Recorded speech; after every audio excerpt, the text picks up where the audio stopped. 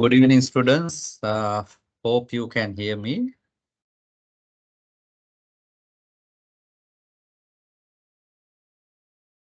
Am I audible? Can I get some feedback?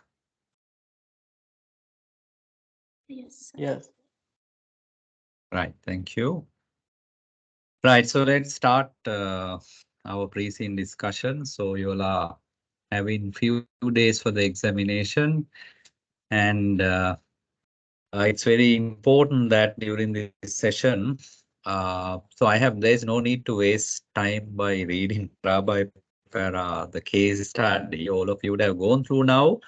So basically, I have already analyzed the case study and then done uh, uh, the presentation that I will deliver in few minutes will highlight you many aspects that you can look at, especially from a governance risk. And when I say risk, a risk of misstatement and ethics, that angle, as well as the risk of misstatement is very closely connecting to accounting standards.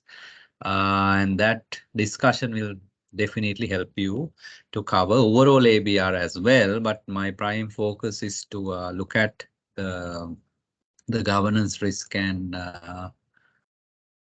uh, control aspects. So basically, please feel free to ask. I'm sure at the end you will learn a lot. So there is a lot of research behind this session today. I have spoken to several companies, studied practically what is being done. And by now you know what the case study that is there, right? It's very similar to one of the actual companies in Sri Lanka.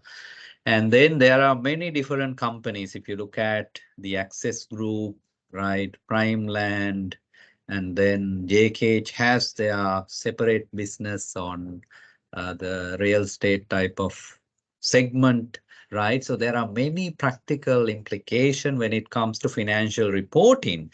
But one thing you need to really understand that the syllabus revision that was effected last year, right? Ideally, it was supposed to be tested during the last paper. However, there is no significant I mean, way of testing. If you look at the last paper on this change call, I will cover this slide, especially before I get into the case study, that this is very, very important for you to be aware that this recent syllabus change that was done to emphasize that this paper is not auditing paper. The risks that we are looking from a CFO perspective, if you look at the institute communication to the what is given now as open book in the study text, those relevant chapters, the instruction clearly shows that you are applying the CFO's hat and identifying the risk of misstatement. In that process, you will use the knowledge of auditing. For example, now if you look at this slide, it's very, very important. Now, this is one of the critical learning outcomes. If you ask me in relation to the syllabus change and from examinable topics, I'm just showing you 3 LOs. Because if I am an examiner, for example, the first thing is to look at the LO and the case study and the question need to really align to one of these LO. So if you look at 3.3.1 is a very advanced LO because it starts with evaluate, action verb evaluate. To evaluate, you need to connect various knowledge components, see the connectivity. We call it synthesis. Are a good topics connectivity, you should be able to articulate clearly and exercise your judgment and write that answer. So evaluate is high level action verb and you will get a significant amount of marks, maybe 15, 10, depending on the number of points. But if you look at demonstrate is a lower level action verb, it's more theoretical. So now what you see in relation to risk of misstatement, examiner can test your knowledge. It doesn't now, there is no auditing standard if you look at in any of these. I'm showing to you revised learning outcomes, right? However, if you don't demonstrate this inherent and control part in your answer in a practical manner, you are missing this. If examiner want to test this demonstrate learning outcome, right? So that is about how do you demonstrate the risk of misstatement using the financial reporting framework, again accounting standard. So then now if you look at 3.2.1, that specifically goes to assertions. So how do you write if examiner wants to test this in relation to the case study that demonstrate assertion level main risk, right? Now, if you read the right side of the syllabus, it shows, okay, what does this mean? Right. So that is where you are connecting to accounting standard, the recognition, measurement, disclosure, right? In relation to that, what is the risk that, for example, revenue recognition, what is the risk that revenue can be overstated given the complexity of the construction industry when you apply the 5-step process at a point revenue recognition over a period, depending on the business model, it is a mixed development apartment or total the prime apartment. Now, how do you apply this criteria? Right now, that how do you apply that criteria is actually the last one, evaluate. So that's where you need to really exercise your judgment and explain, look here, the risk of overstatement of revenue is high due to reason A, B, C. That A, B, C has to be from the case study, then only you will get the maximum marks. So don't underestimate this part of the syllabus. That is about 45%. And that can closely connect to accounting standard. Therefore, take a holistic approach if you want to be a prize winner in this subject. So that's the appeal. If you just want to settle with the consolidation and doing some work in, that is a terrible approach. The chances that you will get below 50 is very high. But if you are a student that in 3 hours, I am going to answer all the question, right? You are heading for above 70. And in that journey, the chance that you will get 50 is very high. So that is the expectation I want to set before I start the session, right? So I am drawing your attention again, emphasizing some of you may not be aware what is the syllabus change he's talking. These are very recent things. And in your paper, this perspective, right, probably will come in some form that now I want to show you another thing. If you look at the last learning outcome, which I brief you now, so read it carefully because whether you are ready for exam or not is, you can understand if you read 3.3.1 and if you can't do, you are not ready for the exam. So for this case study, can you evaluate? Now specify scenario is this case study. How? Business risk. Now then I will ask you, have you identified, say, 10 business risks from this case study and how it's going to affect the financial statement at assertion level, right? What are those account balances? What are those assertions? And what are the financial statement level risk, including the fraud risk? And now, how do you answer that question where the knowledge comes from the COSO framework and the fraud risk indicators? So this connects to risk management, right? You look at the business risk, because if you look at the COSO framework, it starts with the control environment. The second part of the COSO framework is to see how business risk leads to financial statement risk, right? So the risk assessment process is very, very important for financial reporting because based on those risks, you need to ensure the controls are in place. That's the control activities. Then your information system. In this case study, they talk about SAP implementation. So whether those controls are inbuilt in the system, and finally, monitoring aspect. That's where the internal auditing, right? Now, again, another new thing for syllabus you have seen or not, I'm asking you a question. Do you know a new LO added with the syllabus change? That is the roles and responsibility. Now, how do you apply a model like 3 lines model to explain? Now, in this case study, silent whether they have a risk manager or internal auditor who is doing monitoring. Now, what I explained to you during last 3 minutes is the COSO framework. The 5 components starting from the control environment, risk assessment, control activities, information system, and monitoring, which connects to 3 objectives, right? That is financial reporting, right? Operation and compliance. To achieve these objectives, you have these 5 components. So in 5 minutes, that's the 5 steps in the COSO, right? Now, see, that is a risk management tool, but then it connects to your account set. Right now, if your board is corrupted and unethical, the chances that financial statement level risk. Now, see here. Now, I'm talking about the corporate governance and connecting to financial statement risk, right? And then if you look at the revenue recognition in the construction industry, depending on the business model, there is a higher inherent risk. IR is high. Why? Due to complexity, inherent complexity involved. What do you mean by complexity? to read and interpret the contracts, customer contracts, and connect into the 5-step process. For example, the last step, at what point revenue recognize is critical. If you study 4 companies in Sri Lanka, you will find different practices, right? These have been debated with auditors, and then really they have justified, okay, this is what we follow. In my presentation, I'll show you how different companies have identified, and you can really prove that point by looking at the audit report. Why? In the audit report, they have something called CAM. And I would like to ask you, what is the connection with CAM and risk of misstatement? Can anybody answer that question? If so, you are a good student. So let's see whether you can answer that. So what is the connection between CAM? One students, your video is open. Chanaka, it's better to switch off. It might distract other students, right? So my question to you, using chat, you can answer what is the connectivity between CAM and the risk of misstatement for the purpose of your syllabus. Because CAM is from auditor's hat. This is a CAM.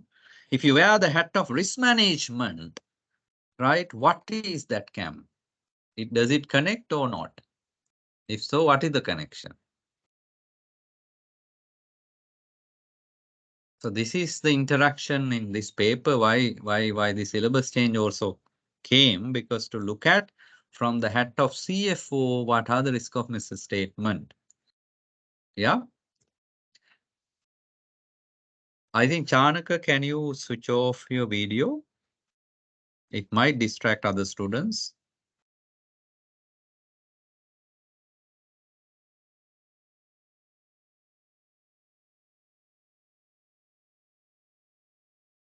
Can anybody answer my question? Judgmental areas. Yes. So, but if you want to give a more precise answer, what is it? So what in auditing language, if you wear auditor's hat, right? So significant risk, right? You are correct, judgmental area, all of that. If you put it to a bucket of risk, so that's from risk lens, the significant risk. So if you look at the syllabus change, it allows you to talk about the connect, okay, from business risk, what risk translate to risk of misstatement in terms of the complexity, that's the inherent risk aspect, or it connects to internal control failure. Now, can anybody tell me in this case study, have you found internal control deficiency that can lead to a financial statement level risk?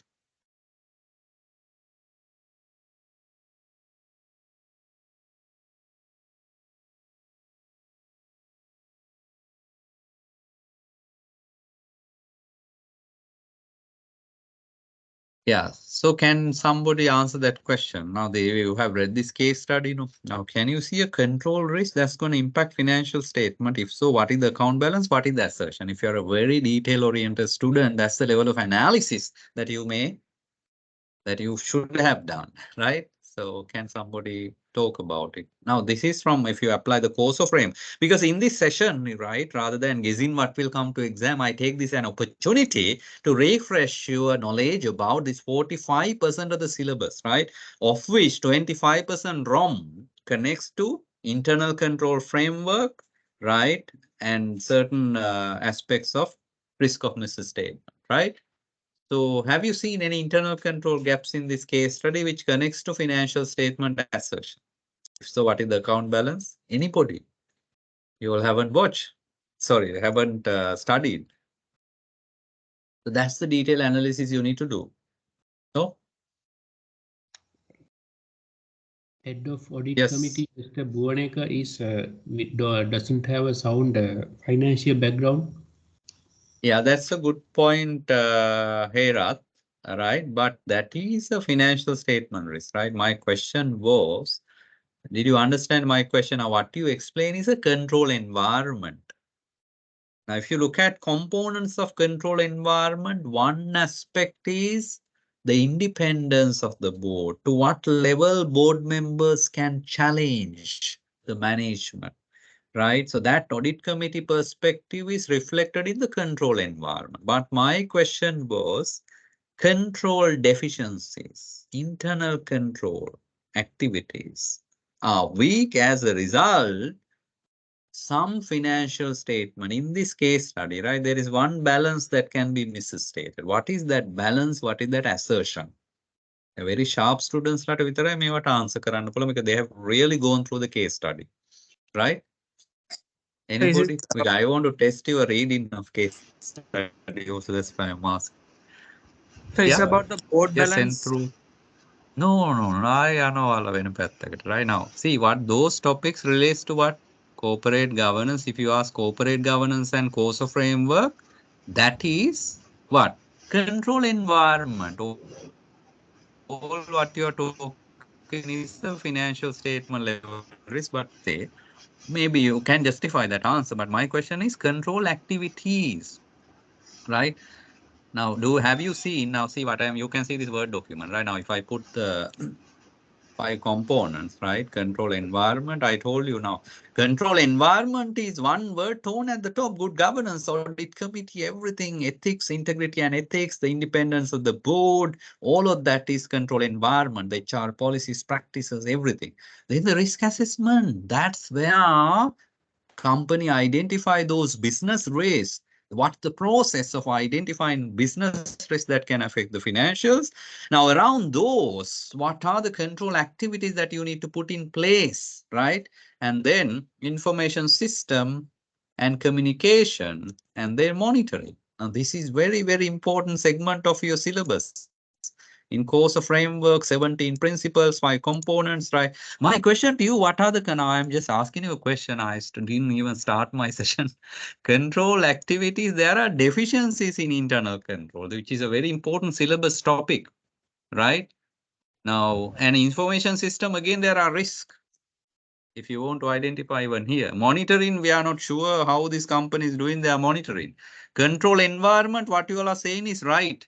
Why? Because the independence of the board balance, board competence, right? Ethical aspects, integrity and ethics. Do they have ethical practices? Because it appears they are using child labor, forced labor as a result. It indicates the control environment is weaker. When control environment is weaker, your overall, right? The internal control system, the risk of control risk is high. You see in the syllabus, if I go back and show, examiner wants you to know ROM, risk of misstatement. What does it mean? Combination of IR and CR, right? What CR means, it connects to these 5 elements. That's what I'm telling now. I'm asking you, this is theory, no? What is the case study information?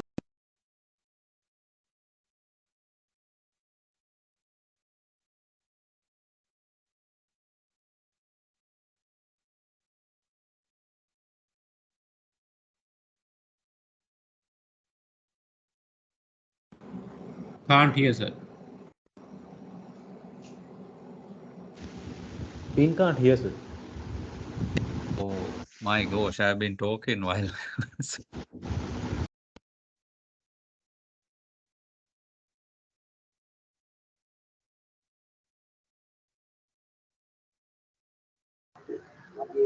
Still, we can't hear, sir. Your mic is muted. No.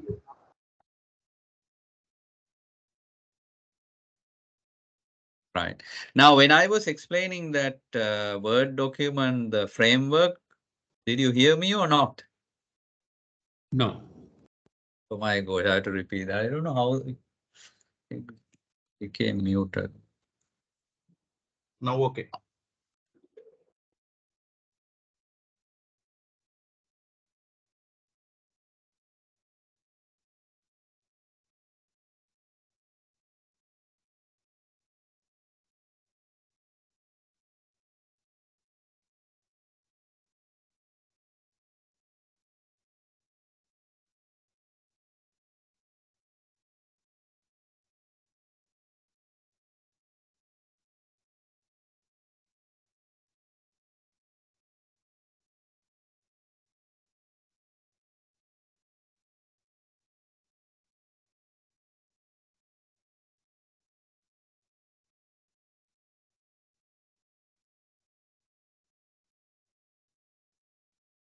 Right. Now, sorry, students, for the interaction because I'm joining from CA, there is some, this, I think the who speaks is this logged in from a.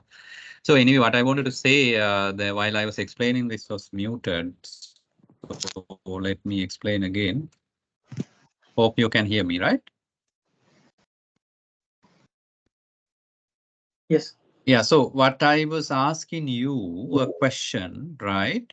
In this case study, I explained to you the course of framework, right? Which is very, very important. You can actually use this case study to refresh your knowledge, because examiner can test. If examiner asks you a question, please write down, evaluate the internal control environment of this case study and propose recommendation. You are a consultant with 10, 15 marks, then your analysis, your answer has to revolve around these 5 components.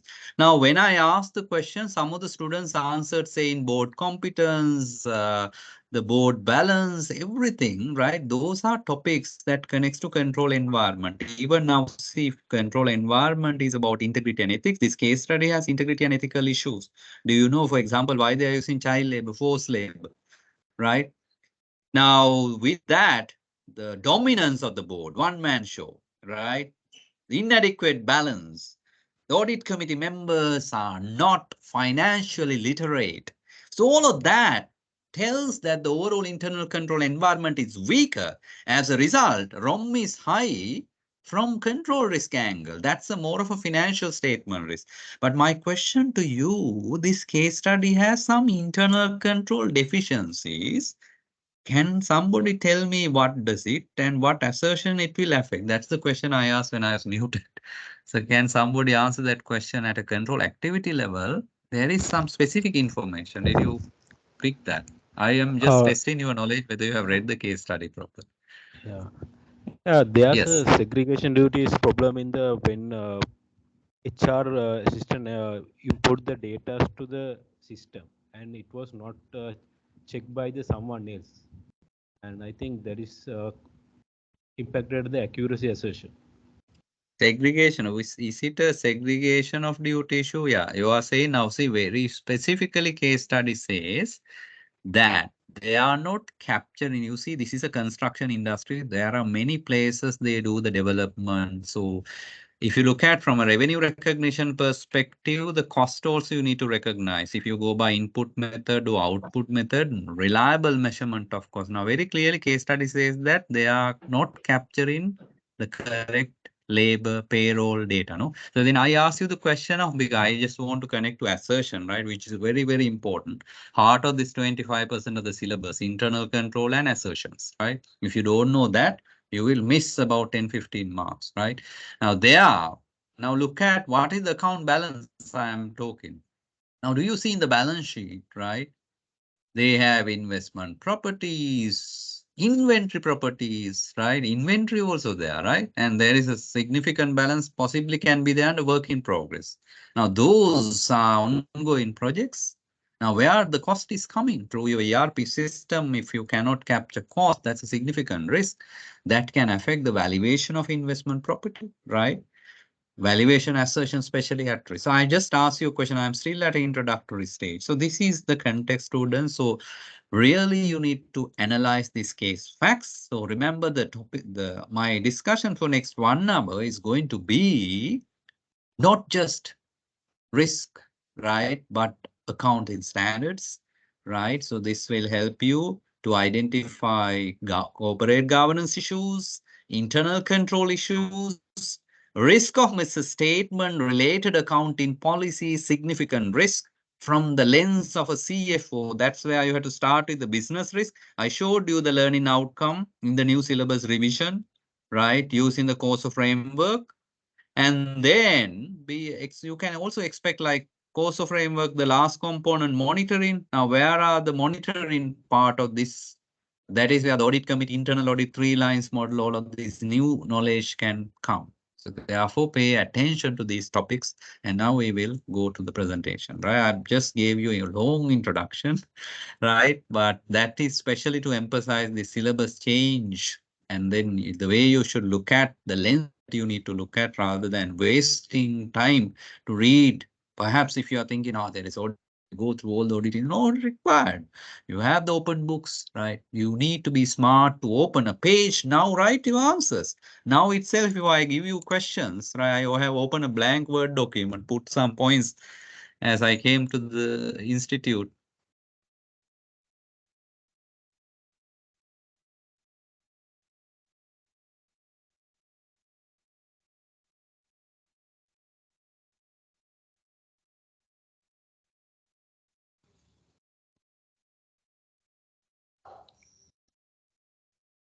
Can't hear, sir.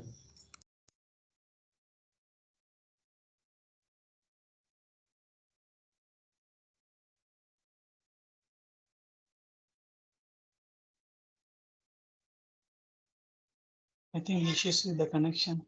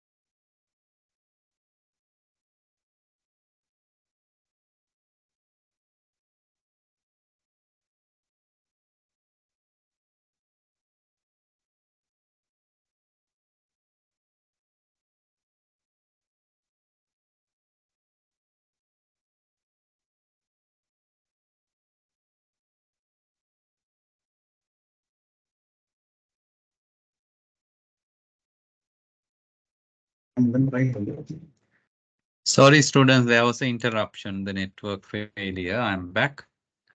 So what I was explaining to you, let me share my screen back.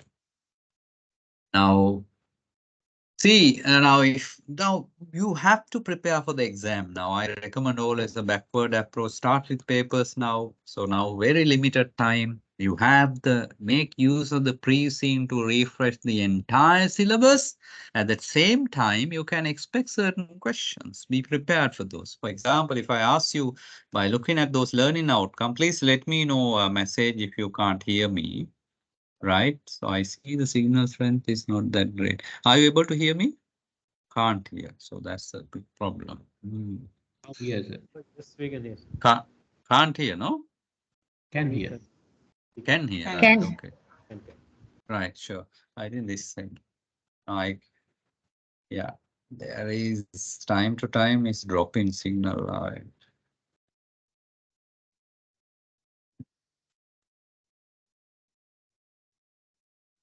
Signal adu. But now they can hear. Let's see. So students, what I was commenting, if there is a question, evaluate, right, based on the case study, evaluate 5, right, business risks. Now, if you put it in this way, now what would be your answer? 5 business risks that could result in, right, what? Risk of what? Misstatements, right? In what? If you want to say in what? Obviously in financial statements, right? It may be consolidated or separate, but generally if the question is in this way, out of the 5 answers, I would write the first as revenue recognition, right? Why? Because that why is very, very important now. See, that's where the, within a limited time without writing one page, how can I write about 2 powerful points? Now, these are 3 reasons why I say revenue recognition is a high risk. As a result, right? The financial statements can be misstated. Now, that's the level of preparation now you can do with the pre-scene, right? So that's at the end of this session, you should be able to do this. Like that, I can give you about 10 questions. And that's what now you have to do. Those who haven't written answers, start writing now. Right? Don't just try to read all the standards, everything now. There is no time, at least now. Start with the end. End is the exam questions. Then in that way to look at the learning outcome, because those are the learning outcomes examiner will test to connect to the case study. So start with every learning outcome and ask. If you ask whether you are ready for the exam, go through all the LO. I showed you one slide and I asked you, if you can't understand this column and this column, you are not ready. If you cannot apply this and write your own answer, you are not ready. But don't worry, still you have time to be prepared, right? So with that, now I'm answering that first question now. So now look at my question, business risk. So I have to start my answer from where? Business risk. So I talk about a business risk, but then I connect it to the risk. And this is how my accounts can be affected. That's the connectivity that we need to bring, right? So based on that, let's start our discussion, right? Now, what I want, I have done 1 page carefully prepared summary, that entire case study, critical point in 1 slide. And this is the slide, follow it carefully. So the story of the story of Punjibanda, right? So started with Sunshine Construction. The more than a history at the end of the slide during next 10 minutes, you see a lot of big points coming in 1 slide. I mean, from the entire case study. So they are into construction of building, highways, road, apartment, bridges, originally into this. And then when the business was growing, Punjibanda wanted to bring experts. And he spoke to the friend Kamal, who is a practicing CA. Kamal was a strength initially.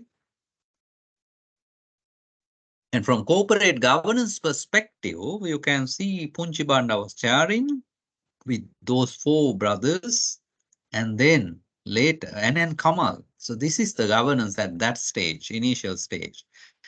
And as the business is further growing, that especially in a technical area, while Punjibanda had his own kind of tacit knowledge in this business, right? So he wants again expertise, professionals come into the business to go to the next level. That's where the Gamunu, as a civil engineer, essentially into operational matters, direct operation, joined. Now look at, if there is another question, if I can give you, evaluate the board, right? Evaluate the board in relation to corporate governance best practices, and then provide your recommendation. Or if you examiner just say evaluate, then you need to evaluate against the code and then write that these are some of the gaps. Don't just be mechanical to say X number of directors are not there. Remember, your syllabus has rich topic like board diversity, women on board. So all those topics, the board balance, the board size, you can comment on that. The effectiveness of board committees, where the chair is independent. In this case, the Punjibanda, right, is chairman who is an executive chairman. He's not non-executive, right? Chairman's role ideally is non-executive. So now you can write a lot of board gaps at the initial stage, but later they bring other board members. Now this is the original main business, right?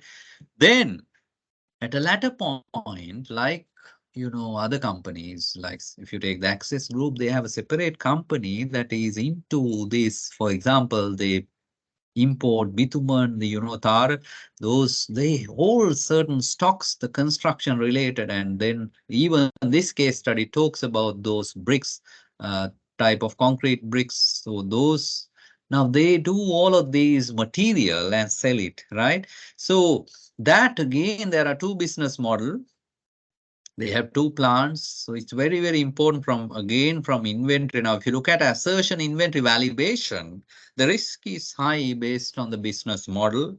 If it is made to stock, look at their balance sheet. Practically, there was a point that some of these companies hugely invested in these stocks. I mentioned about bitumen, right? Now, these stocks were purchased when the exchange rate was, the subsequently exchange rate depreciated, right? And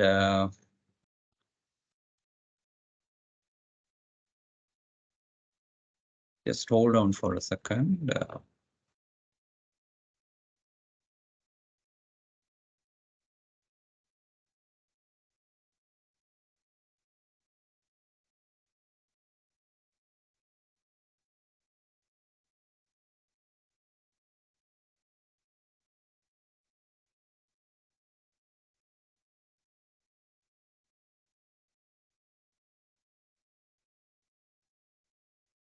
Right, sorry for that. So Now, what I wanted to say again, the business risk, right? Now, look at the made to stock is a high risk business model because you're holding stocks, right? So, again, now, if you hold stock for longer period, you see in this case study, some projects, those projects stop suspended. So how long you can keep these stocks? All of these questions comes. Again, made to order is where you order for a you stock for a particular order, right? So from a working now, this case study at a point they talk about a huge working capital issue.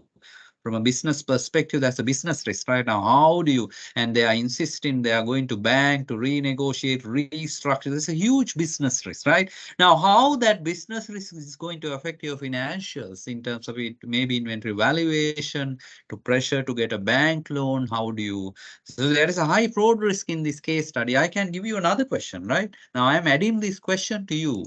And if you answer this question, it will be really great, right?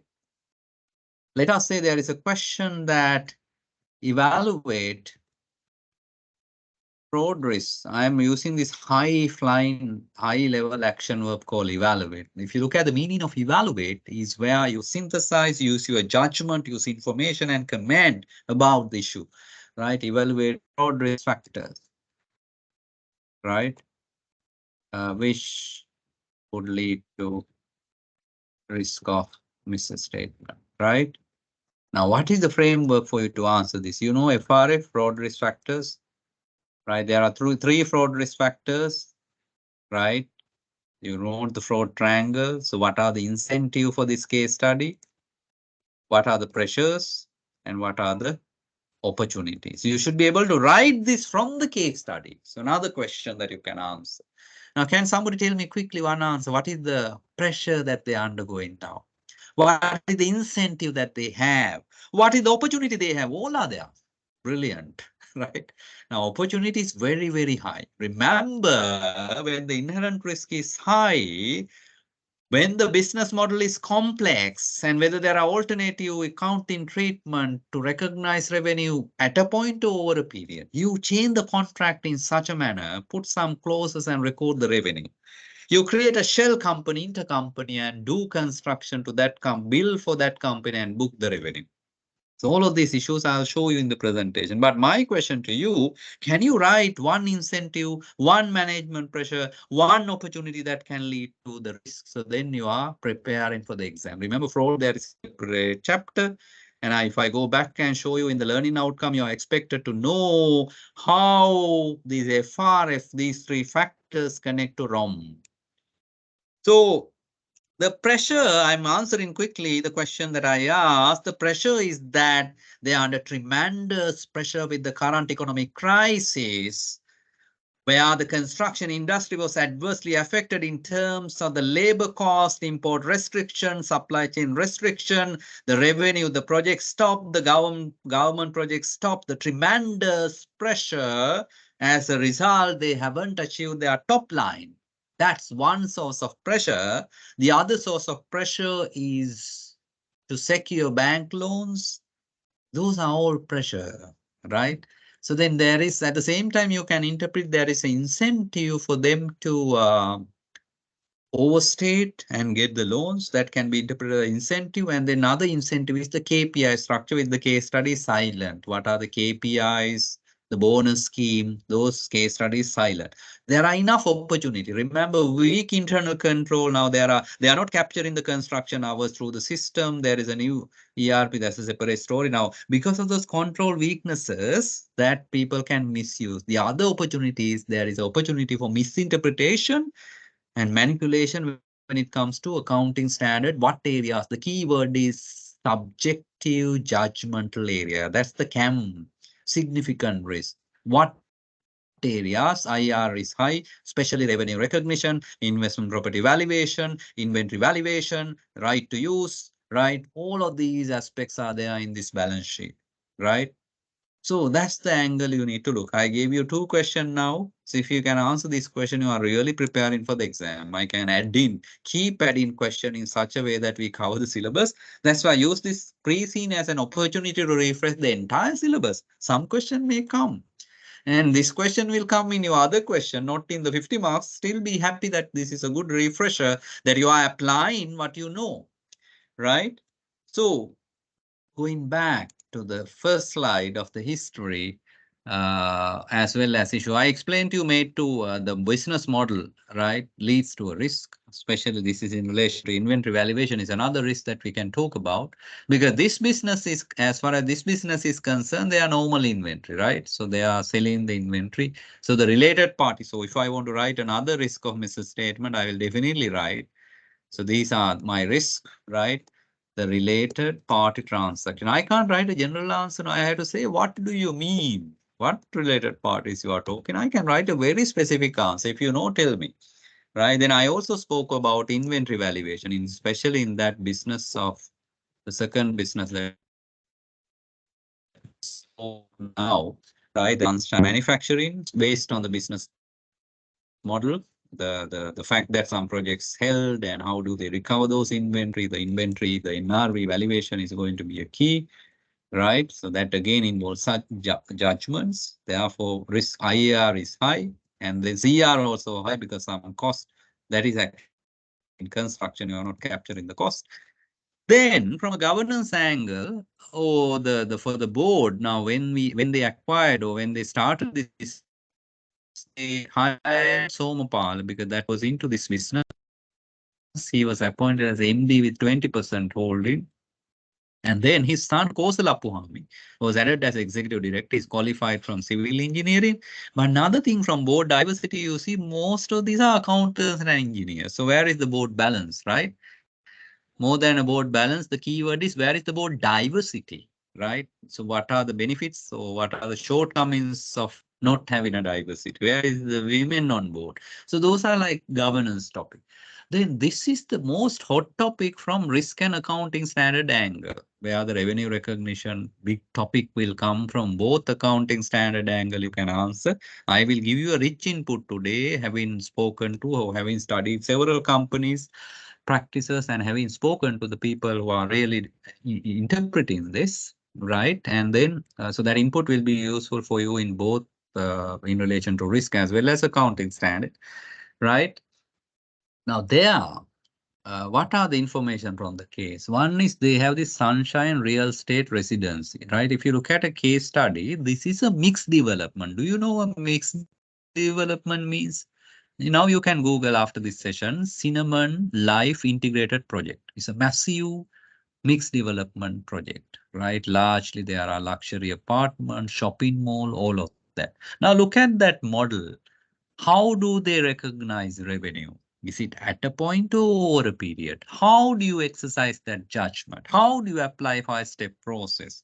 What is the risk of misstatement in relation to revenue recognition?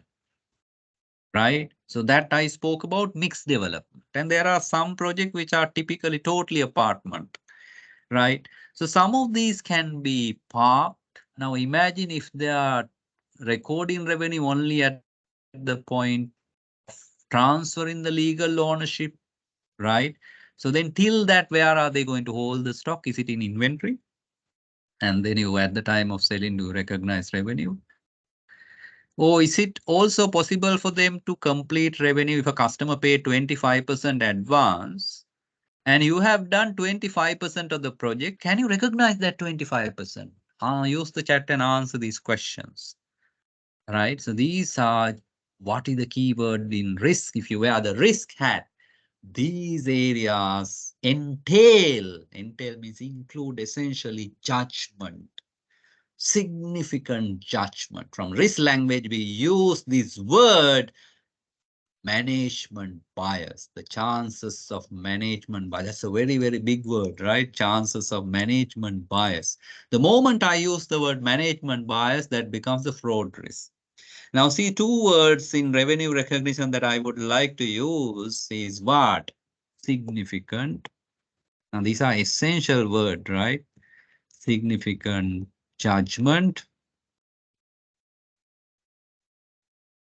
Right? And management bias. I can't just write only these two words. I have to explain why and where and how, right? So why? In relation to what? Now I just brief you, right? In relation to applying alternative accounting policies within maybe broader framework of the standard, but then how do they interpret? Is it supported? Now the key thing is this has to be supported by, remember step 1, customer contracts. The clauses in the contract, you need to see whether the clauses align, right? Whether the clauses align to the accounting policy, right? That require significant judgment, right? That's very important, right? So, but this is not a proper answer sheet, but this has critical words in it. So you convert this to a sentence, you will definitely get the full marks allocated, right? That's reason 1, right? So I said now say 2 reasons why revenue recognition reason is high. So if you explain this further, you connect to 5 steps. So the decision as to at a point or over a period, how do you exercise this judgment? Is it aligned to customer contract? This is a complex process. The chances of risk is high because management is under pressure. I explain why they're under pressure, right? So that's about that business model. And they have another apartment that they are doing in Jayawardhan Court that was held and subsequently restarted. Now, if you look at from a governance perspective, that previously 7 directors were there. So, and with this company, they added actually Hemaka Bandar, another engineer came, right? And then and why they are in red? Because they are apparently non-executives, right? Hemaka Bandara and Bhuvanaka De Silva, Chartered Market and Economics. He's the only different person, right? All others are engineers and accountants, and we don't much know about the family. But then the co-seller is going to be the managing director. So again, this board, if you look at all of these board, right, the corporate governance issues up. Now see the latter part. Now this segment of the slide is very, very important. Now I'm going to draw some insight from this, right? Then what are those? This is very alarming. That is where fraud risk is high. Revenue dropped by 13%. Group company revenue 24%, significant drop. GP margin dropped, right? That shows the industry, the business risk that I spoke about. And this company has almost lost the market share, 60%, right? And then losses, trade receivable rising from both from government and corporate. Can somebody tell me what is the risk that I can write for SMB, SML? Please use the chat or talk. If I go back to my Word document, what is the risk I would like to write? Or examiner can ask a separate risk on this. Huh? So if I say MU, do you know the answer? What is MU? What is the assertion? Now I am asking very tough question. Only sharp students can answer. What is MU? Anybody? Sorry? Material uncertainty. I'll say that again. Very good. Material uncertainty, right? So that is what is the topic, right? Material uncertainty in relation to going concern. So what can you tell me then? What are the assertions that this can affect? When there is a material uncertainty in relation to company's continuity in the foreseeable future as a going concern, LKS 1 requires to disclose A, there is a material uncertainty, right? State the facts relating to material uncertainty, what are the plans, and the fact that there is a material uncertainty in relation to company's continuity as a going concern. Now, this assertion is about what? Disclosure. So the disclosure is the assertion here. Disclosures are critical. Otherwise, auditors even can change their opinion, modify their opinion, right? They can add a going concern paragraph, material uncertainty relating to going concern. That's the risk. From a business perspective, it's a business risk. Obviously, if business is not continuing. Then, moving on to the case study. Now they are talking about debt negotiation. Now that is where that working capital crisis, everything comes, right? So that again, if you look at from a fraud risk angle, you can look at that. And there are many other lenses that you can look at these financial related risks. Now, looking at the accounts with this, now this slide captures the most critical information from case study. And from corporate governance angle also, you can understand certain issues. Now, look at the accounts, why I put this slide. See the GP margin, how that is dropping, which we spoke, and the revenue drop. And now I'm going to see my first question I'm going to answer, evaluate business risk that can affect the risk of misstatement. Now, before that, I want you to understand the business model. Then you are able to better understand the business risk, and therefore you can come to financial statement risk. So understand. So it's very important in your, because the pre-scene release a month ahead. This is very similar to your case study. This is Access business model. Look at, they are into your case study clearly shows that type of the projects, the building, roads, highway, water, right? So bridges, flyover. Now these type of projects, right? And then there are the other business, which is very apparent from this case studies, this production of concrete, the bricks, right? That they call autoclaved, aerated concrete blocked. Right now, these type of things, and I mentioned to you the inventory, I'll show in a subsequent slide. And these other business of property, real estate, very similar. Now, in a business model like that, I'll show you another business model, which is this is a prime business model. There, I want your attention to the manufacturing capital. Now, again, integrated reporting is in your syllabus. ESG is a hot topic. I'm not talking aggressively in this session, but it's a very sensitive topic that even first time tested, even in the last paper, there was a question. So from manufacturing capital angle, you can see what are they having, right? Apartment, land, so then land inventory, right? For apartment, and then so these type of classification under manufacturing capital.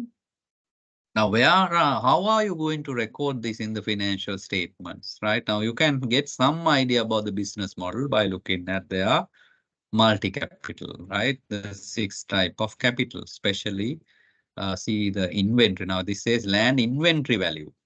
So we sit under inventory, right? And then invested projects. So how it is accounted, we will discuss that, right? Now, this one is very important. I covered already. Now, this is very, very important because now I'm talking from risk language.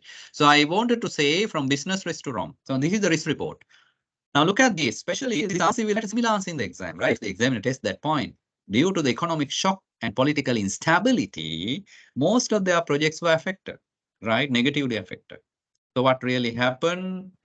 That they had to suspend the suspensions of funding for their project. So they were not able to continue without people. Currency depreciation is a huge topic. Now, all of that, I am asking you this business risk, how it connects to my financial statement. So I am at a latter part of the slide. I will show you a table. First column is a business risk. Second column is a risk of misstatement. Do that table. Prepare. Now see, these are the answers for discussion purpose. I already wrote revenue recognition fraud risk is very high. Why? The fraud risk factors are prevalent. What is the fraud risk factor? Especially management is under pressure due to the economic shock, right? And other business disruption. The revenue has significantly dropped, and there is also pressure to secure bank borrowing. As a result, revenue may be overstated, right? So that's the risk. If I can write now, I can go and write that as a sub bullet point in my Word document. I wrote only 1 point. So those 2 points. So I told you to write 2 big points under revenue recognition, right? So what are the 2 big points I will write in this answer? One answer I am connected to accounting standard. That is simply the inherent risk I am explaining through complexity. So now complexity I am connecting to the accounting standard. So what are the words in my answer to say this? Right? the chances of overstatement of revenue is high because the revenue recognition in construction business is complex. Such complexity mainly arises based on the business model and alternative accounting treatment, which requires significant judgment and management bias, in particular in relation to the time of recognition. Performance obligation is discharged at a point or over a period. Now that is a very rich answer from complexity. At the same time, I can also write that there is a fraud risk. You know, fraud risk, there is a rebuttable presumption. Every company is a fraud risk. Now, in this case, that there is a management pressure, right, as a result of this pressure, and there is obviously management bias to overstate revenue, right? This may involve intercompany whatever. So that type of answer is really good. So this will, if I want to properly write this, I will use a one paragraph, maybe about 5-6 lines, and I'm sure I will get full marks for that. That's how good students should think. And then if examiner is giving 5 marks for 1 point, imagine they're asking 3 points, then you will also explain the business, like I said, a table. So that's one thing. And then not only that, now when the business is dropping like this, how about impairment of receivable? Now they are doing a lot of government project. If you look at these 1,000 kilometers, so whatever, Maganaguma, all these road projects they are doing with RD, even in real company they are doing, they have done it. And there was a point that government can't pay. And one of the decision, practically what happened, they released treasury bond. Now those treasury bond, what did they do? Right, again, you can talk about financial instrument valuation. Is it, what is the business model of that, right? Is it held for sale or what? So all of this comes, right, because government debt part, recovery of it, of course, while there is some certainty government pay, but eventually actual case study was that government settled these through bond issuance, right? So these are for your knowledge, right, from industry practices, what actually happened. Now, what I want to say is start with the business risk. I am giving you information for you to understand, and then you can explain the revenue recognition. Other risk you can definitely write. If I add to my list of risk is the impairment. So let me add that point. PP impairment is very high. There are other information in the case study to support this risk. And then, so writing a heading is very simple, but writing the content of the answer is what you need to master, right? That's what I did halfway in the revenue recognition. This is one point, right? Then I want to show this to you. And at the same time, I'm writing another risk. That is SLFRS 8. The segmental reporting. Now, do you think they have properly done the segmental reporting? Segment reporting, what is the assertion? Can somebody tell me? Operating segment? What is the assertion? Huh? Presentation. Yeah, very good. So presentation, right? Now again, now do you know 3 criteria of operating segment, and have they done the segment in this slide based on that? Can somebody answer quickly what are the 3 critical criteria and the 4th criteria, fourth important variable, right? So those things you need to really refresh. Now see the segments they have marked, and in actual cases, so now they have just put it. Now these are not segment, no, these are just company names, no? Maybe now if you want to properly do segmentation, what are the operating segments? Are those geographical segment or product base? Are they operating in different segments? Geographical location, maybe no, in Sri Lanka. Then that risk is not really dependent on the geographical location, maybe based on the products. Right, so that is one criteria. Is the discrete financial available? How chief information decision maker evaluate the financial statement for the purpose of resource allocation? Then you apply the 10% rule and see whether segmentation information is recorded. Full stop. That's the standard in summary. The risk there is that if segmental information. Now, that is one story. But now I want why I highlighted this. Can somebody tell me why this line was highlighted?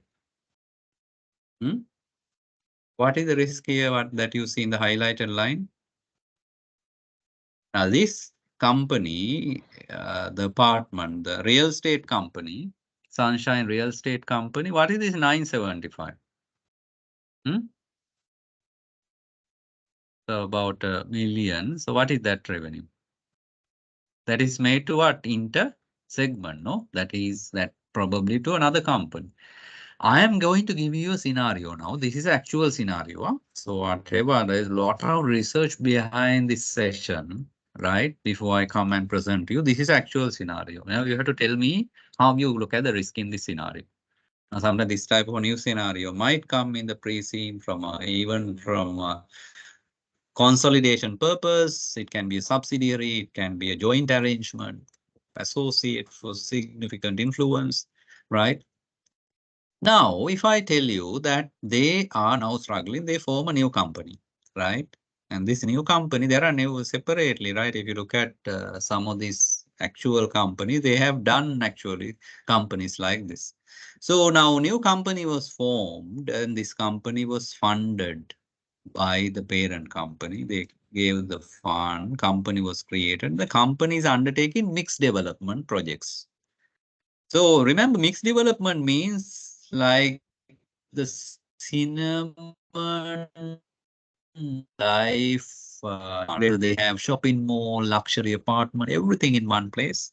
So some of the residential units are there, right? And then there is a commercial segment. That commercial segment, for example, is a shopping mall. Now, if you look at the shopping mall, what is that? Right? Now, accounting point, okay, before coming to this accounting, now you are building this project. No, who is building this company? Maybe subsidiary. Now, again, who owns this company? I can tell you, okay, the company is going to form another joint venture. Now, look at in JKH Group, this you can Google and check the Trizon apartment project, which is a joint venture or a partnership between JKH and the Indra Traders. Right now, those type of business you set up, right, to drive that business, right? So now again, you can apply the accounting standard and see, are you controlling the business? Is it a joint control? And that scenario also can come. But beyond that, what I am telling is now this this company is right now who is recognized in revenue, right? Now they are billing, right? Now you can see that the constructions work that is being done. You are doing this mixed development project, and then you can charge from the parent company, no? So that the company is controlling. This company was formed to create, to build it. So then the intercompany billing can come, right? So the bills are produced. So now that when there is a related party involvement, remember the contract clauses, everything is under your control. The revenue recognition risk can be very high, right? And you can easily record the revenue without much effort because it's an intercompany, right? So that risk is high. So be alert on that. That's why I put the related part. That's one aspect of the story.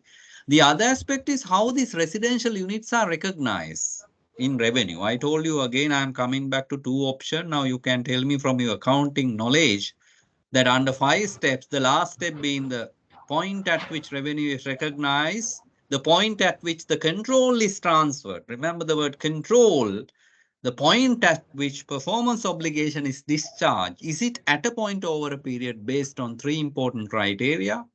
So what are those 3 criteria? And are those reflected in the agreement?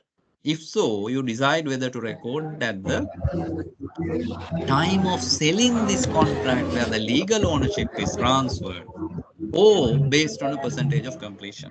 That's a very important decision. Then how about this commercial building which is occupied by others, maybe investment property, right? Then are you doing a fair valuation or cost model? Now, all of these are very, very important accounting issues, judgmental areas, right? So this is just a scenario for you to think. I'll talk more about this application as we move on.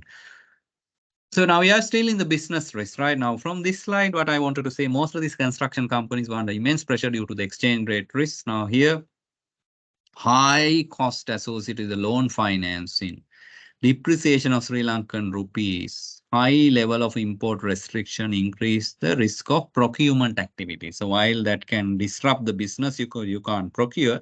At the same time, it increases your borrowing cost. right? And then how about the currency depreciation? Now there, what are the accounts? How this is going to affect your balance sheet? So again, I have put some points. Recognition of exchange gain or loss. Definitely you can write as a risk of misstatement in most companies, period. Right? How this exchange gain or loss was recognized. So refresh your knowledge. How monetary assets and liabilities need to be pre-measured. And then whether companies correctly reflect. Now say imagine in ERP system, you don't update. Now, do you know that there is a point in the standard where some companies use monthly average? But when the exchange rate significantly changes, you may want to use the daily rate. Now, those are questions to raise from risk perspective, right? In relation to financial statements, right? Then the other issue is receivable impairment in relation to this risk. Valuation of investment. Now, why I brought this treasury bond into account. Remember, I spoke about this government debt and how that was balanced. So that's where the treasury bond part I brought in here.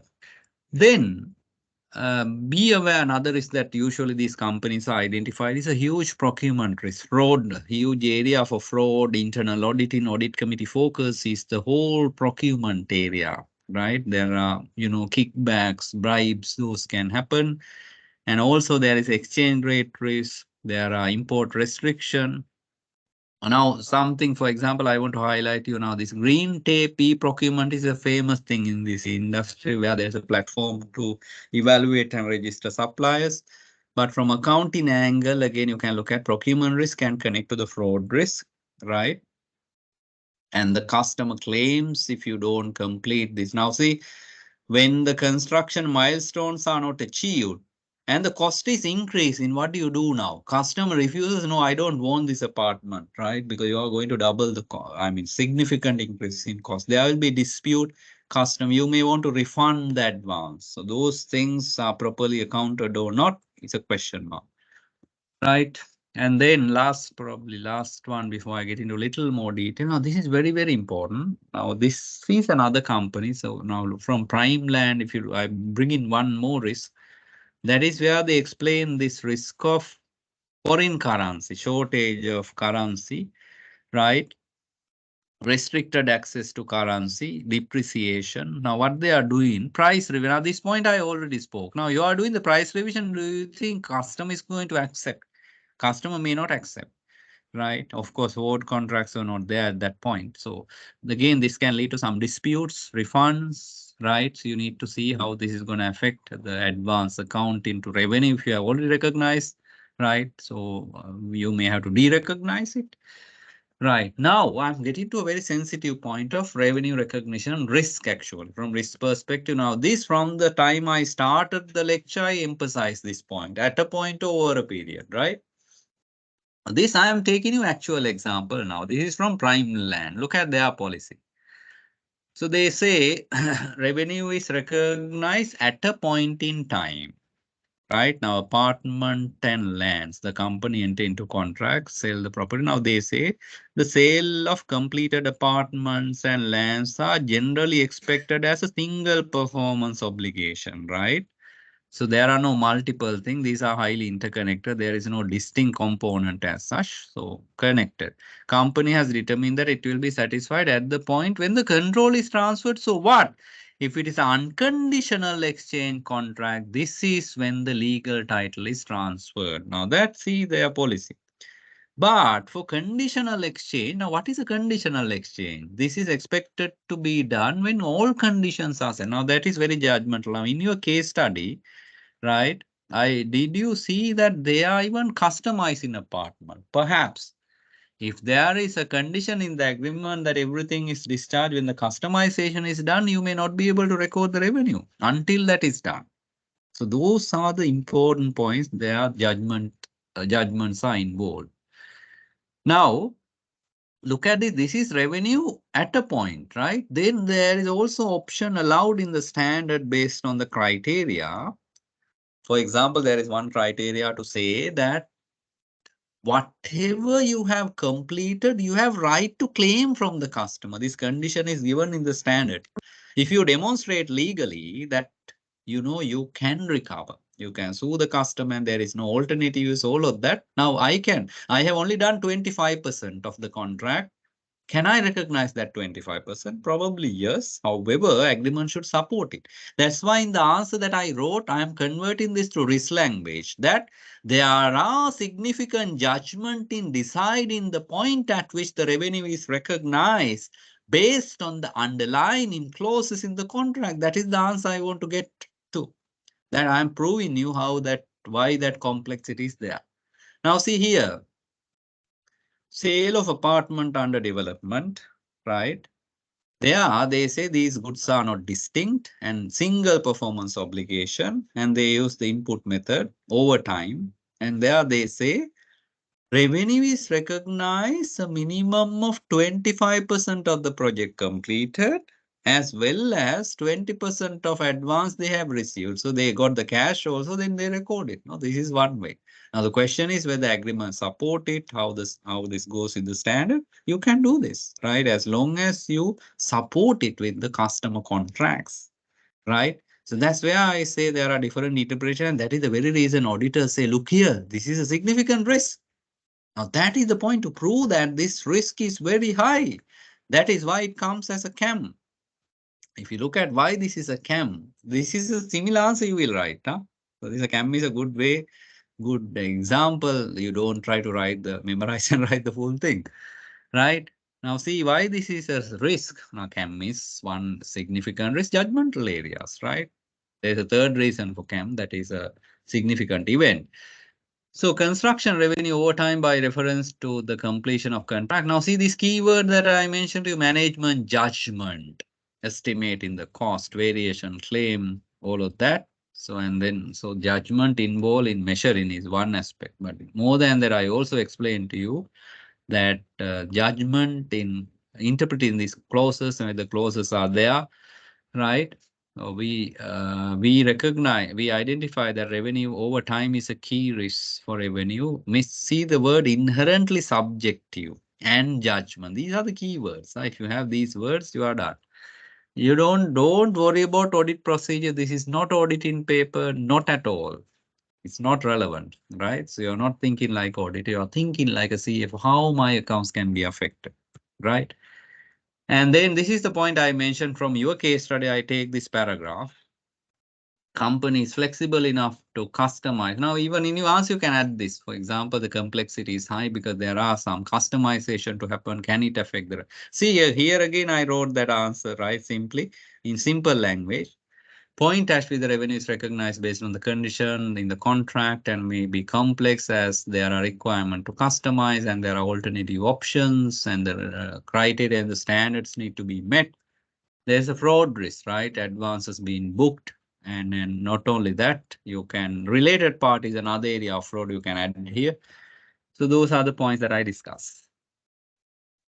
Then when it comes to Sunshine Manufacturing, right, I mentioned already the business model there. And this is, I told you, this bitumen, the tar, which is huge stock they are usually maintaining. Now, this one we already spoke about going concern. So then I don't need to talk. There are a lot of information to question their going concern, which means there is MU. What is MU? Material uncertainty that I covered. But going into more detail of this is the same thing. One of the risks from there is that if these projects are stopped and I think there's a point about material, the property is not being used. That's where you can really talk about the impairment. Yeah, maybe not here. Somewhere I saw that. So here inventory valuation is another significant area if these projects are held, not moving, and then so how is the NRV? And this is another CAM from another, I think, same Prime Land. See why they have put this CAM, right? Investment property valuation. Now, this is investment property. Again, now you may ask, what is investment property? I told, for example, in a mixed development, you have certain units which are occupied by others under your ownership.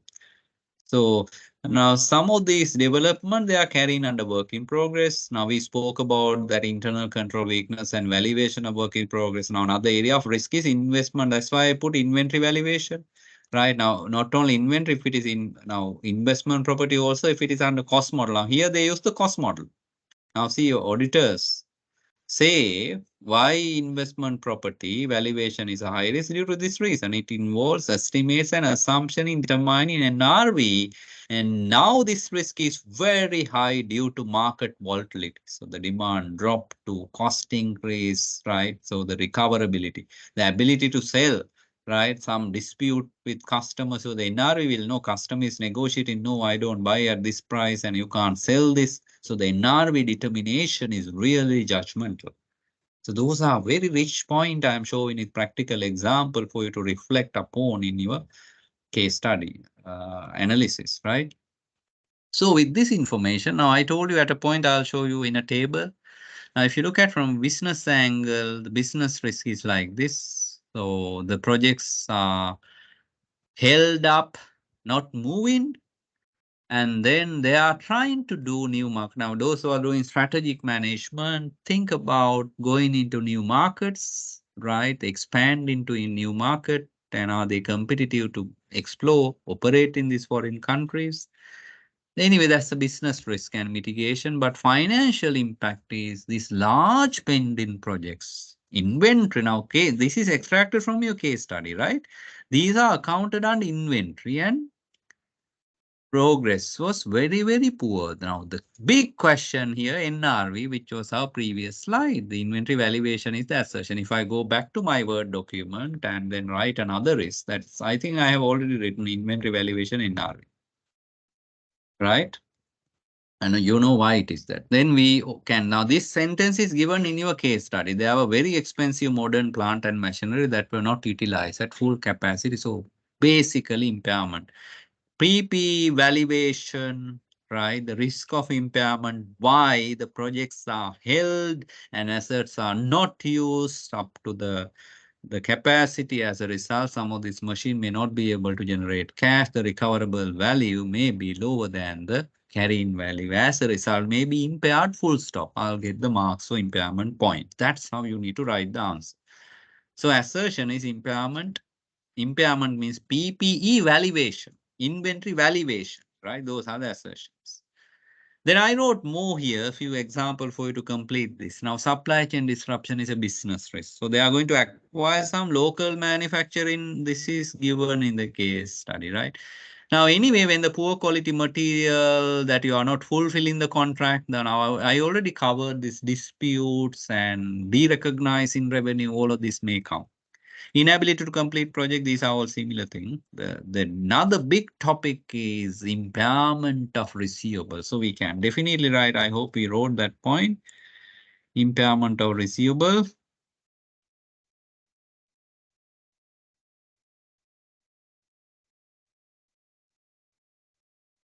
So you need to explain why, because the most contracts projects held and inability to settle, even including the government. Of course, they got some government guarantee, but because of that, now see very specifically case study say the credit period of now this information also you can write, given that now in the standard there is a rebuttable presumption about the impairment based on the expected credit risk model, that the impairment risk is high because the credit risk period is exceeded. Based on the country situation, import restriction, the chances of recovery is low because those customers are also bankrupt or not working, or government was struggling to pay. Of course, there is some level of assurance from the government. That's how they got the treasury bond. So going concern we spoke. And then, now this is very, very important. Now I am changing the topic to internal control. The course of framework I started with. So please write another question, evaluate the internal control framework. When I say that, look at all 5 components of COSO. And I will write another question for you as an exam question to answer. How do you answer this question? Third question. Evaluate the control environment. Very important question. And its impact. on the risk. So how do you answer this question? Now, these are very, very advanced questions that you need to think and apply and write something. So please write these answers. So I already covered the course of framework. Now, some of the corporate governance issues you can link here. So remember, control environment related issues are primarily relates to integrity and ethics. So basically in the new standards, this comes under culture, right? And then the independence of the board, right? And then management competence. So these are very, very important attributes that you need to, now you don't write theory like this. You need to talk about now this company unethical practices from the case study, pick this company board. Now, what do you think about the level of competence, right? Of course, CFO is qualified, finance director is qualified, but who is doing the account? Who are the people in the finance department? Right now, see, this type of industry really need people who understand the interpretation of accounting standards, given the complexity you need to have qualified people preparing accounts, right? So that's about that. When you analyze the control environment, these are few areas. So there are more authority, segregation of duty, all of that, HR policies. So there are about 5 criteria. So study, this is in open book, right? But you must know that page is read prior to the exam and you don't just copy paste. So chance if you just copy paste, you may not get all the marks. So what are some of the unethical things that we see that they are not complying? Why they are not complying with the law of the land, especially people, right? Minimum wages. Why they are recruiting child laborers as helpers? This is unacceptable. If you apply ESG, now I can also, now why don't you apply ESG to this case study? ESG. So what are the ESG type of issues that you see?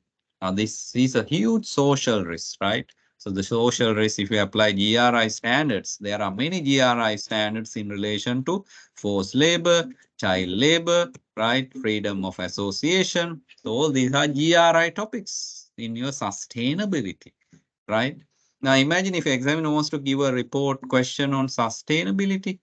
Right now, see if I can convert this to ethical question, right? In the sustainability reports, these GRI KPIs, right? These are actually called KSPI, key sustainability performance indicators in relation to these are misstated. Now that goes the bad. I mean, you are not transparent, no?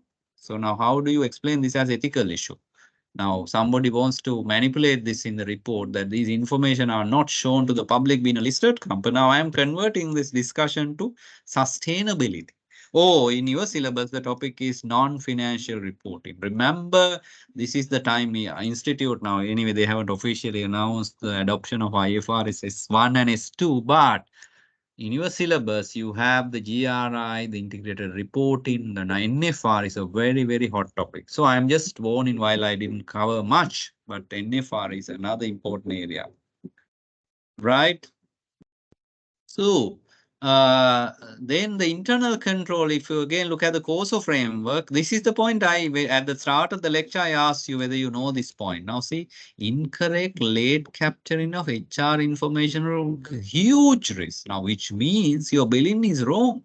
Now imagine in revenue recognition, if they go by input method to output method, they have to measure what work being done. That measurement depends on the accuracy of the information system. Now, this is a huge risk, right?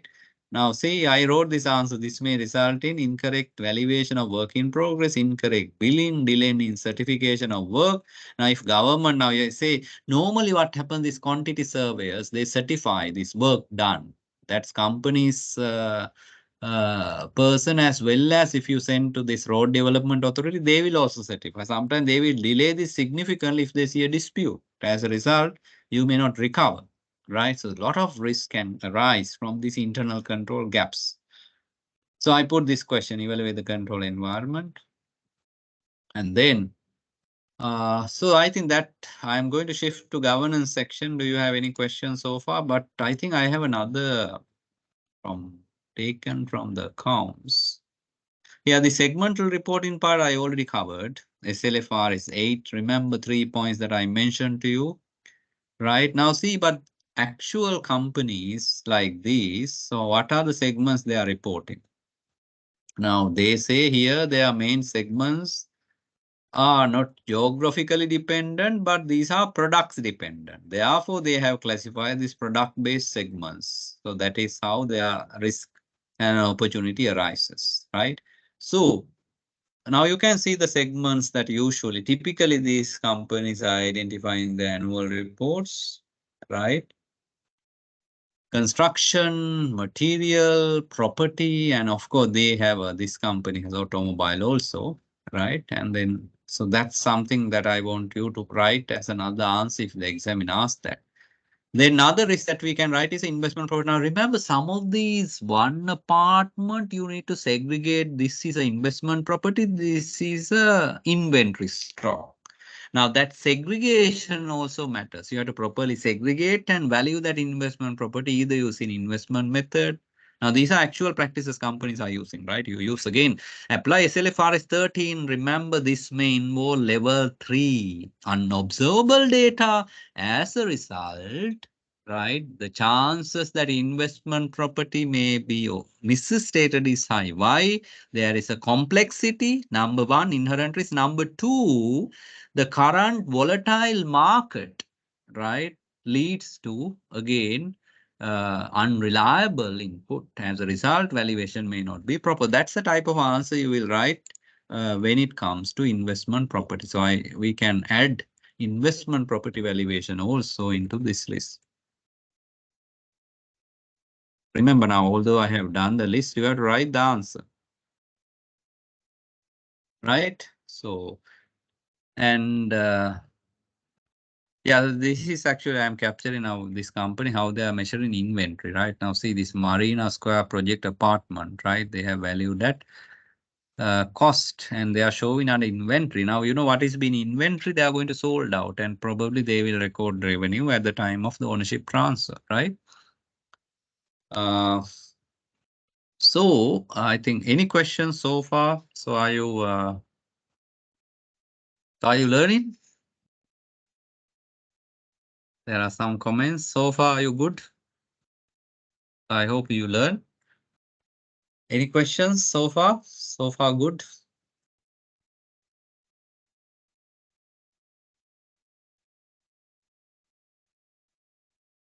So I hope good. So let's go to the governance segment. So there are students. So basically, look at from a corporate governance lens. I brief at the start, right? So original board, there are a lot of issues because all executive directors, family members, engineers and accountants. So they counterbalance this or manage this risk by adding an engineer, non-executives, engineer and economics. However, these risk remains, right? What are the key issues that you need to analyze from the lens of corporate governance? One is adequacy of independent non-executive directors. Remember, please write this point, chairman is not independent.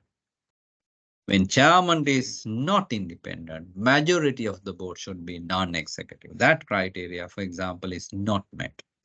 And then where is the board diversity? Remember, by not having a board diversity, the chances of, please write this word, group think, because everybody left brain, no accountants, engineers, usually they are presumed to be left brain people, think logically, look at the numbers and make decisions. Human aspects may not be taken care of, for example. So you need to have people with different expertise based on their business model, right? If they are going to overseas market, now why not having a lawyer? Now, what are some of your recommendations in appointing? I can give you a set of new questions on corporate governance. So what are some of the recommendations to add?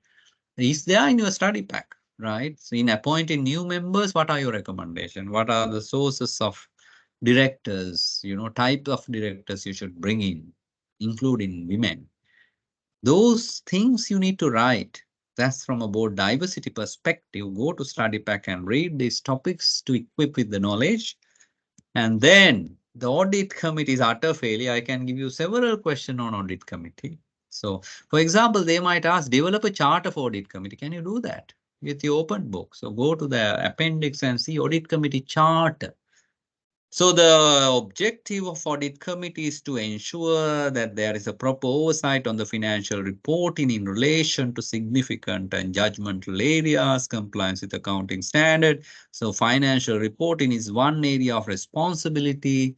How about risk management and internal control? The second one. How about dealing with external and internal audit? A third one. How about whistleblowing? Fourth, fifth, sixth, and so on. Now that type of a chart, right? That chart in terms of their responsibility, the authority given to audit committee, how frequently they are meeting, the composition, who are the members, who are the invitees, what is the connectivity with the internal audit and risk management function, right? So CA has launched last week the new corporate governance code, and the Colombo Stock Exchange already released, and they are new corporate governance listing rule section 9 replaces the previous section with a lot of changes. But fortunately, those may not be tested because the Institute will announce in the due course the applicability. But I'm saying corporate governance is a hot topic. So definitely there is a question in this case study or a separate question. Be prepared. But this case study, they are giving a lot of these issues. For example, audit committee is another hot topic that can come in your paper.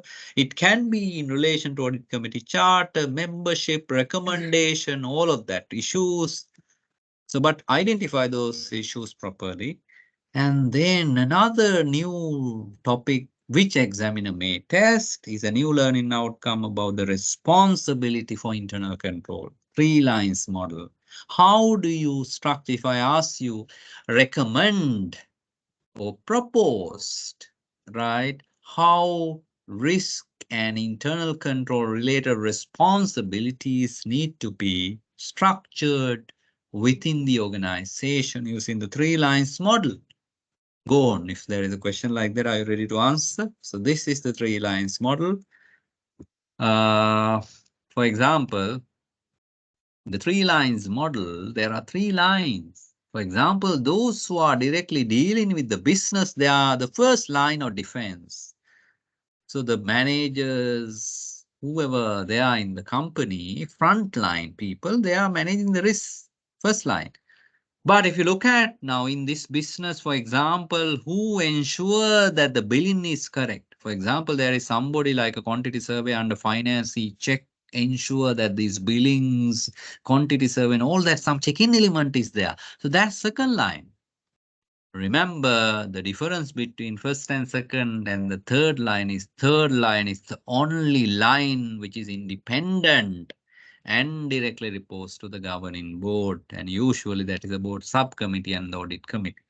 So that is where you can actually, in this company, if there is an internal audit function, they should directly report to audit committee, that all of you know. In addition, there are, remember this word, please write oversight. Oversight is also called a mistake. You see the oversight here? Right, oversight means there are some supervisory role. It may be risk management is oversight function. Now compliance can be oversight function. Finance can do some check-in, that can be a second line role. So this you need to have idea. And you can also see external assurance provider. It may be fourth line, but usually this is the latest 3 lines model. And if I go back to audit committee issues, I'm going to finish now, so I am not again and again asking and keeping you to ask questions. Please now itself use the chat and ask any of your questions, comments on this session, what else you expect, so you can talk about it before I close during next 10 minutes. So the audit committee related issues are raised in the case study, right? No one in the audit committee has recent and relevant experience in financial reporting. It's a big topic. Scope does not cover review of financial statement, not only financial statement, at least there are 6 critical areas audit committee should look at. You can add more areas. Kaushal is not definitely fit because he is the managing director. How can he play an executive role? So remember, board dominance is a big question in this case study, and there is apparently need for more SIDs, senior independent directors. When it comes to audit committee, ideally audit committee chairman should be non-executive, ideally independent non-executive director, right? And then other members to be non-executive with independent and their expertise in finance really matters. So those are not there. What are they doing then? So then you cannot, there is a proposal to actually appoint, enhance the scope of the audit committee. That's why I said this charter of the audit committee, what are they doing? For example, audit committee role in relation to fraud, risk management, where are those? Internal controls, right? So this proposal may not result in enhancing the scope and improve control as given in the case study because Kosal is not the right person. So what do you recommend? So that's what I said, the chairman, the people with expertise, and you need to develop audit committee charter, give them the power as a main board committee, establish the relationship between audit committee and internal audit, where internal audit, there is no, the case study is silent about internal audit. In a company like this, internal audit is a must, right? Because there are large scale of frauds that could happen, right? There are many areas to monitor. So in risk management, internal control, what is the connectivity from audit committee? All these topics you can broadly discuss as a mature students commenting on the governance at this level. So those are my comments and analysis for the case study. And look at that Word document. There are a lot of points I put down. So I hope you made notes of those. And with that, I can conclude the session now. And let's see what questions you have. So if you have question, quickly talk or use the chat. Now this is for the interaction.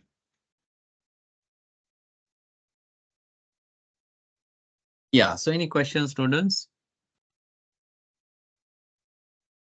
Are you happy with the session? Are you happy or unhappy? Huh? So what do you want to say? Are you surprised? Happy, unhappy? Right. Now these are these 3 lines and things like that. Remember, institute recently, if you go to the syllabus revision, there are guideline attachment. Those documents are given. It's not in the original chapters, right? If you go to the new highlighted, it's there in the website, right? Otherwise, you can even Google and just learn a little bit. Don't spend a lot of time on this, right? So if you are not asking any questions, I can stop now. So since inventory, yeah. So I hope you benefited from the session, and I wish you all the best to complete this examination and to get a prize for this paper. So if you just try to apply, yeah, I will share the presentation, right? Word document, of course, incomplete. So I don't like to share incomplete things, but let me see whether I can structure it a bit. At least put down some of the questions that you need to ponder. So with that, I will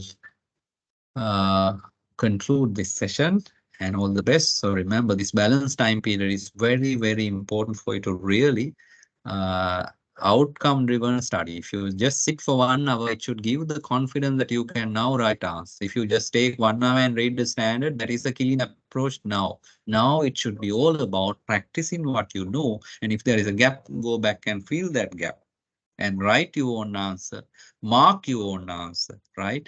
And then be confident. The main criteria for exam success is confidence. I am going to be the prize winner. I will definitely pass. So you will definitely pass. So many thanks for your comments, and I wish you all the best. Thank you.